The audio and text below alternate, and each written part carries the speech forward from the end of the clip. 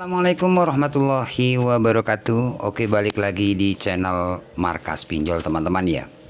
Jadi di video ini saya akan bahas lagi tentang aplikasi pinjam duit, dimana di aplikasi pinjam duit ini telat 1 bulan lebih dikit ya. Jadi kisaran 35 hari teman-teman ya keterlambatan ya. Kalau teman-teman lihat di video saya sebelumnya itu pinjam duit itu telat sekitar hampir 3 bulan ya. Nah ini beda lagi teman-teman. Ini keterlambatan 35 hari. Dan posisi aplikasi ini nanti saya akan jelaskan juga. Dan apakah aman, ini 35 hari. Jadi beda-beda ya. Kemarin itu sudah saya sebutkan daerah mana, itu sudah saya sebutkan. Nah sekarang ini keterlambatan ini 35 hari ya. Nah nanti saya akan jelaskan juga daerah mana, posisinya mana, apakah aman apa enggak. Oke, tanpa lama-lama langsung saja kita bahas teman-teman ya. Seperti biasa buat teman-teman yang baru menemukan channel ini atau yang belum subscribe ke channel ini, jangan lupa tekan tombol subscribe-nya agar kalian tidak ketinggalan info terbaru dari channel saya dan juga menambah saya lebih semangat lagi bikin video-video atau berbagi informasi tentang gagal bayar pinjaman online. Oke, tanpa lama-lama langsung saja kita bahas. Oke teman-teman, nah di sini teman-teman terlambat 35 hari ya. Jadi teman-teman lihat di sini keterlambatan di aplikasi pinjam duit ini 35 hari, artinya sudah 1 bulan lebih. Ya, total denda 525.000. Kemudian harus dibayar 3.129.000. Oke, kita cek berapa tagihan. Seperti biasa teman-teman ya, kalau di aplikasi pinjam duit ini sekitar 3 atau 4 cicilan seperti itu. Ini ada 4 ya. Untuk cicilan yang pertama ini sudah telat 2.757.000, denda keterlambatan 525.000. Kemudian cicilan yang kedua tanggal 21 bulan 5 372.000, sudah telat juga. Yang ketiga masih belum ya. Untuk yang ketiga masih belum telat ya, kurang 10 hari baru telat. Dan yang keempat masih belum juga. Oke, resikonya seperti apa bang? Nah, untuk aplikasi pinjam duit, buat teman-teman, kalau kalian memang nggak bayar di aplikasi ini, kalian cukup kuatin mental aja ya. Kalau kalian nggak bayar di aplikasi pinjam duit, misalkan kalian nggak mampu atau memang nggak ada dana untuk pelunasan, kalian cukup kuatin mental itu aja. Kenapa saya bilang seperti itu?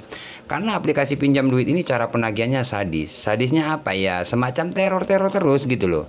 Gitu. Sebenarnya nggak ada efek sih, nggak ada efeknya ya. Kalian nggak usah takut. Cuman teror-teror terus gitu loh. Makanya kalian siapin mental. Cara penagihannya agak barbar banget ya. Pokoknya bikin pusing kalau teman-teman. Tapi kalau teman-teman sudah lihat video ini mungkin kalian nggak akan panik ya. Karena cara penagihannya memang itu aja sih, nakut-nakuti. Ya, kayak ancam sebar data atau menghubungi di luar koldar kayak gitu, cuman nakut-nakuti, nggak bakalan terjadi. Ya, kalaupun terjadi ya mungkin 3 orang atau 2 orang, itu pun kalaupun terjadi, tapi jarang sih.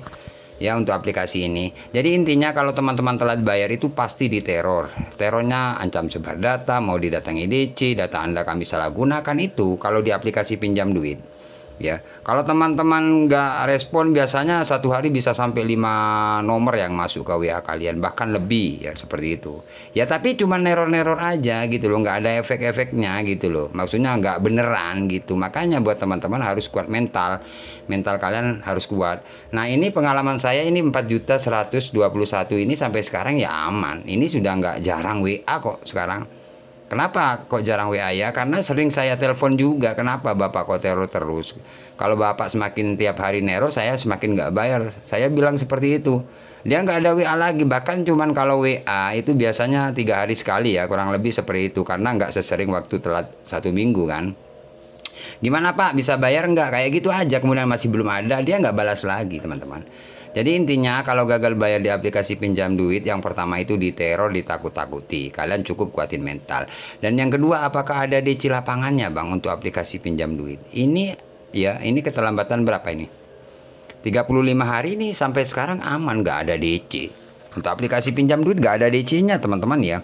Jadi buat teman-teman kayak apapun WA-nya dari pihak penagih, meskipun dikirim video, dikirim surat jalan kayak DC kayak gitu, itu nakut-nakuti, nggak bakalan terjadi ya. Gertak-gertak kalian ini aja aman sampai sekarang kok. Nah untuk posisi aplikasi ini abang daerah mana? Ini daerah Jawa Barat ya, sampai sekarang aman ya. perbatasan Jawa Tengah Jawa Barat ya. Sampai sekarang ini aman-aman saja, nggak ada DC sih. Jadi buat teman-teman yang sering bertanya, Bang, aplikasi pinjam duit apakah ada DC-nya? Nggak ada sih. Jadi nggak ada DC lapangannya, cuman yang ada DC penagih. WA kalian itu juga DC, tapi DC neror, DC penagih kayak gitu. Kalau masalah DC lapangan, sejauh ini saya masih belum dapat informasi sih dari teman-teman subscriber, kemudian dari orang dalam juga nggak ada informasi. Bahkan saya sendiri, teman-teman bisa lihat ada pinjam duit yang nggak dibayar sekitar 6 juta, itu sudah lewat 1,5 tahun kalau nggak salah, bahkan hampir 2 tahun, itu aman daerah Jogja. Kalau teman-teman cek di video saya ya dari awal itu mungkin kalian tahu sih. Nah di situ selalu saya update. Contohnya seperti aplikasi ini, mulai telat dari 1 minggu, 2 minggu, bahkan sampai 1 bulan lebih. Sekarang ini selalu saya update. Agar apa ya? Agar teman-teman tahu perkembangan. Oh gini, gagal bayar di aplikasi pinjam duit. Oh setelah 1 bulan ada DC-nya misalkan. Nah ini sampai 1 bulan lebih ini aman, tidak ada DC-nya. Ya, jadi cuman resikonya ya diteror itu aja sih teman-teman ya. Jadi seperti itulah teman-teman ya. Jadi tunggu video-video selanjutnya dari channel saya. Misalkan aplikasi ini yang saya galbay ini ada DC-nya misalkan atau sebar data, nanti saya update lagi seperti itu. Makanya buat teman-teman jangan lupa di subscribe channel ini ya, agar kalian tidak ketinggalan info terbaru seperti itu. Ya intinya aplikasi pinjam duit ini telat 35 hari, ini aman, tagihan 3.129.000 ini aman. Dan untuk denda teman-teman ya, jadi buat teman-teman yang sering bertanya, denda setiap hari berapa Bang? Nah masa denda nanya ke saya? Kalian cek di aplikasinya itu sudah otomatis teman-teman, tergantung berapa pinjaman kalian yang harus dibayar ya. Masalah bunga atau denda itu otomatis loh teman-teman. Kalau kalian tanya kalau 1 juta berapa, saya nggak tahu, itu dari sistem gitu loh.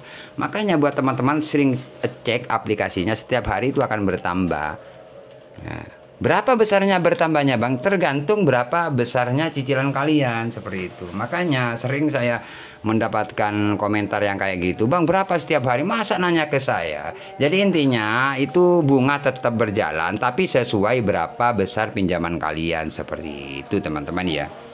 Oke, biasanya kalau bunga itu berjalan sampai berapa bulan Bang? Biasanya kalau bunga itu 3 bulan baru stop. Kalau teman-teman masih telat 1 minggu, 2 minggu, 1 bulan, 2 bulan, itu masih tetap berjalan, kurang lebihnya seperti itu. Baru stop bunga itu di 3 bulan ya. Kalau kalian sudah lewat 3 bulan, 1 minggu, 2 minggu, itu nggak akan bertambah sudah gitu loh. Jadi percicilan itu 3 bulan stopnya, kurang lebihnya seperti itu ya. Misalkan cicilan yang pertama sudah lewat dari 3 bulan, itu baru stop, tinggal cicilan yang kedua. Cicilan yang kedua kalau masih belum 3 bulan itu baru masih tetap berjalan. Kalau sudah lewat 3 bulan baru stop, seperti itu ya untuk bunga. Oke teman-teman, terima kasih, semoga video ini bermanfaat. Tunggu video-video selanjutnya dari channel saya. Saya akhiri untuk video kali ini. Assalamualaikum warahmatullahi wabarakatuh.